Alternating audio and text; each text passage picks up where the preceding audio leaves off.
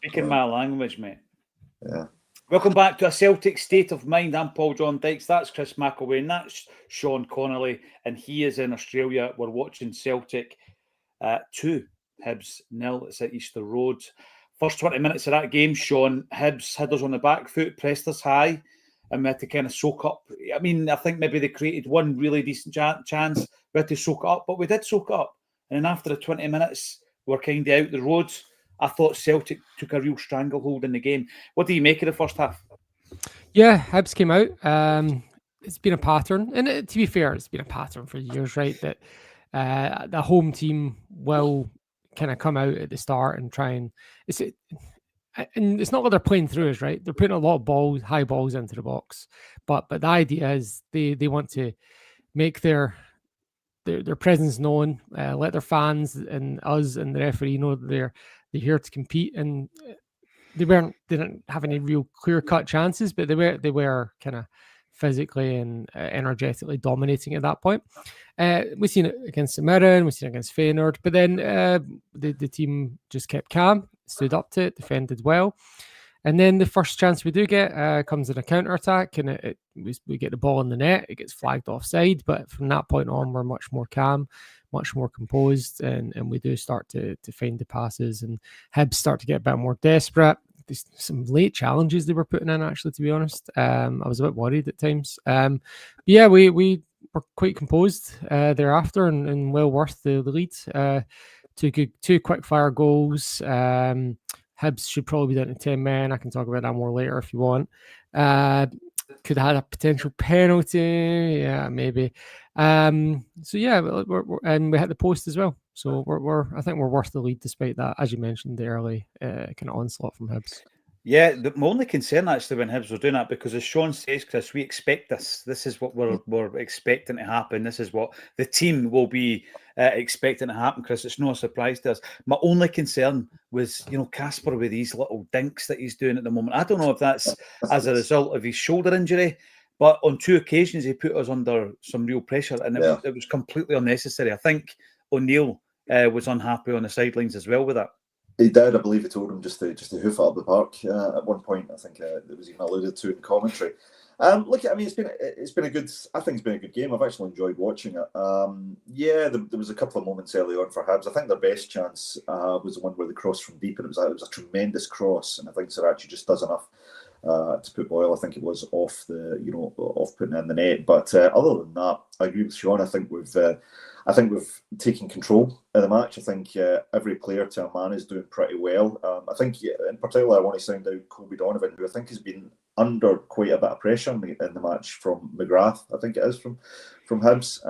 So he's had a bit of a workout in that game, and I think he stood up well, largely.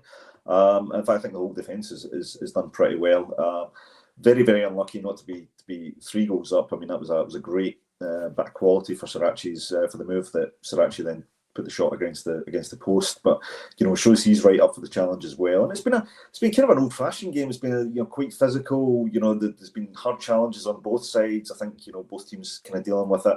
And listen, we're seeing things that we haven't seen often enough in recent months. We've got Hatate playing out of skin. Him and Maeda are tormenting goalkeepers at the moment. And we've got a goal from open play from Arnie Engels, and what a bit of bravery it was, and from across from Yang, no less than an excellent cross. So really, I've got nothing negative to say about that performance whatsoever. I thought it was fantastic. It is. It's very positive at halftime. We're 2-0 up. Turned the screw. Could have got a third. We'll be speaking about the 2 goals and their goal scorers, the respective goal scorers. Let us know your thoughts in the comments. Barry McCluskey, always an absolute pleasure to see you in here. When Hatate plays well, the team plays well. We've not seen enough of that this season, but his form, Sean, has improved of late. I brought up a comment earlier on the Martin O'Neill effect, and we said before the game, Chris and I, looking back, nostalgia, all these different things. I just think sometimes you've got to get the shackles off. You've got to give players a bit of freedom to express themselves. Yes, there has to be a game plan, but I think what the old school mentality brings is a bit of trust in your players to figure things out themselves. Sean, say guys that I could see them. The shackles were on, particularly at the back where it was the horseshoe of death, where they didn't want to put their toe through it. Casper wasn't getting told to put the toe through it. You know, you can put your toe through it and put it into the corner flag and still put them under pressure. Yeah, because they've then got a throw in, and then you obviously mark up, and you've actually taken into the final third. It's not about blootering the ball or the high ball and all this kind of stuff. I think what Martin O'Neill brought is a freshness, but also an ability for the players to figure things out themselves as well, Sean. Don't overcook them sometimes. Yeah. Some of them just. I think he mentioned it on Friday that players like Yang just need. There's enough of a player in there that needs confidence to come out, and you mentioned Tati specifically, who has had an uptick since O'Neill came, and not immediately, but since then he has looked good. So I think he's found an extra level of motivation. I'm not sure where that's come from, to be honest, but he's also looked a bit composed as well. So I guess they're just getting a lot more positive reinforcement than they had been before. Which is not to say they were getting negative feedback from Rodgers and Kennedy or whoever, but maybe they just needed a bit more positive reinforcement. And just you mentioned the Monaco about the Schmeichel little frustrating dinks across the box. Just caught the replay there of the Engels goal, and it starts with a Schmeichel dink across the box, out to Scales, and then out to Sriracha, and I was like, oh, my note started from Scales. Sorry, I missed out. Yeah, it starts with Schmeichel. Brilliant. Listen, I'm hearing a lot of this, and you can see it. You can see it in live, Technicolor. They are playing with more of a freedom. We'll be focusing on the goals, of course, but I'm going to do back to front because I'm going to start with Engels. There's a lot of people saying why you're not talking about the kick to the face. Andy Engels is a player. That's the one I was going to mention. I'm definitely going to get your take on it, Sean. Engels is a player that, he's coming into a game now, Chris, but I've said all season that I didn't think he had a bad season last season. Remove the 11 million from the discussion for a moment. Let's look at a 20-year-old player as he was when we signed him, coming into Scottish football, playing in his first Champions League campaign. I thought he had a decent season. I think, the report card at the end of that season would be a solid 7. Yep. He's come into this season, lost his place, lost his jersey. But recently, I think against Feyenoord, he was brilliant. I actually thought he was really good against Sturm Graz. So it's not just an O'Neill thing. And I think today's shown a different side of his game. Fair play, bravery, open goal, from open play rather, scoring a goal. He has had a tough time of it, though. He's divided opinion, hasn't he, Chris? Well, he has, but I think the biggest challenge with Engels is trying to figure out where is he most effective, how to get the most out of the player. And I think I get the impression, and me and Brian had a chat about this actually the other day.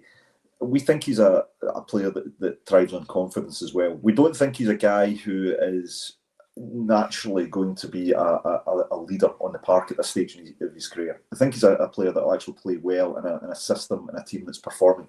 Now, this is just the way we perceive how he plays. And I think, given the change in attitude in the team, given the slightly more adventurous spirit, many people say the shackles are off, and maybe that's a good way to term it within the team. I think Engels is thriving at the moment. I think he's starting to find his role. He's starting to find his comfort zone. And he looks like a player that actually, maybe unlike the early part of this season, looks like he's enjoying his football again. He's taking on the responsibility for the set pieces, for example. He's taking every corner, he's taking the free kicks. He's starting to go back and do a bit of defensive work, but he's finding himself in dangerous positions in the box, and again today, he threw himself in to get that header. That shows a real good appetite, and someone that's, as we've always said, someone that's kind of willing to put the body on the line for the cause. So it's great to see, and I think you do have to look at the manager and give him a bit of credit for this. I think you're right. He's allowing the players to figure out how to add the most value to the team themselves. He's not trying to tell them, go and do this, go and do that, go and do this, go and do that. He's saying, look, your job, go out there and do it well. And I think that for me is good coaching. It's kind of old-fashioned coaching, but I think it's good coaching. Good coaching. And we talk about O'Neill and no problem. An extra layer to what you're saying, Chris, there. I totally agree with you, but I think something else that stood out with Engels in midweek is he's actually doing something that O'Neill players in an new team traditionally did, which is hold each other to account much more. And Engels is bossing his teammates around a lot more, and on top of his personal responsibility. Good, good, and it's good to see. And we keep talking about the kind of old school. Sean Maloney's not an old school coach; he's a modern coach, and he's coached at an elite level. So you've got that as well, that yin to the yang. And see what I did there. Great assist by Yang as well. But let's talk about the kick to the head then, Sean. I'll throw this one over to you with your referee's view. Sean, bear in mind we've got a fortnight, mate. That's the precedent. So we've got a fortnight to discuss this, and public inquiries and government and all this. At least. Fortunately, we've had all of the rules of boots to head gone over with a fine tooth comb in the last month, so we're all clear that what the rules say is actually been a red card.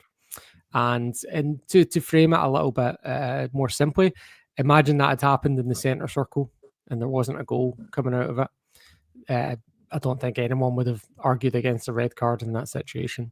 I think the referee's bottled it. I think he's got it wrong. And I think VR's bottled it. If they looked at it, they didn't mention it. So the rule, even aside from, obviously we talked about the rule to death with the Austin Trusty thing, and everyone's like, yep, violent conduct is if you make contact with the head, and unless the force is negligible, then it's a red card. Well, Engels is bleeding from his face, so it was not negligible. And even aside from that, the way we were trained as referees is, so the one where like someone does a high boot and but you don't make contact, and that's an automatic yellow card. So the rule is, and that's an indirect free kick, right? So if he puts his boot up and Engels pulls away and it's a yellow card for dangerous play, even if he doesn't make contact, well, okay. If you do make contact, then it is a red card because that has to be the upgrade from the yellow of the dangerous play. So dangerous play is the yellow, and then if you make contact, the next level up, it's not, it's just a different yellow. No, it's a red after that. So I don't see how, there's just no justification for that not being a red card other than they've bottled it. Yeah, there you go. And the thing is, with the intense scrutiny of the Trusty moment, what you want from that is you want the officials to learn. You want them to learn from the focus that's been placed on that one incident from the semi-final, and it would appear that they're beyond learning. They're resistant to learn and change. First goal scored, of course, by Maeda. What I would say, the assist goes to Rio. And let's flip it from the midweek where it's all about the press, Chris. It was all about the press midweek with Maeda, and Rio got the goal against Feyenoord, and then, the roles were reversed today. Rio very unselfishly, I think, laid on Maeda. But it's the old press that we used to take that for granted. We've not seen enough of it, unfortunately. Yeah, so I would love to see what Kyogo could do in this team in this setup at the moment, with you imagine the three of them on the press. But yeah, that's 2 games in a row that we've seen a really good combination of the work rate and the real high pressing ability of Maeda. And this time it's being augmented by Rio being in a great position to take advantage. I think Maeda's got that in his locker where he'll make defenders and he'll make keepers nervous just with his pace and the fact that he just comes charging in.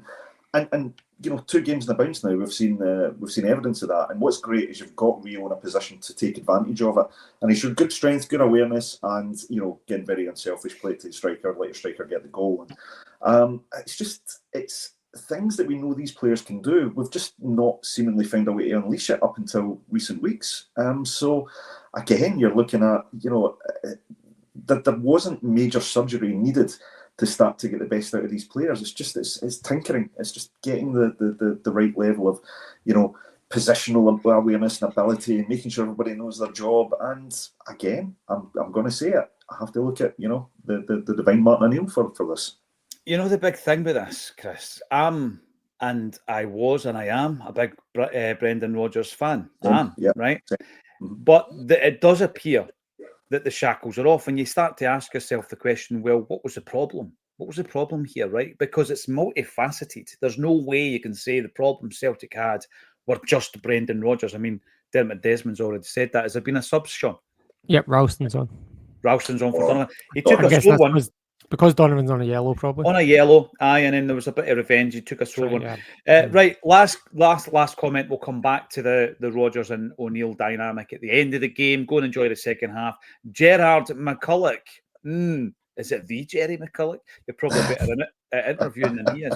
Keep Martin O'Neill until after the cup final. Thanks for supporting the channel. Go and enjoy the second half, and we'll see you at full time on A Celtic State of Mind.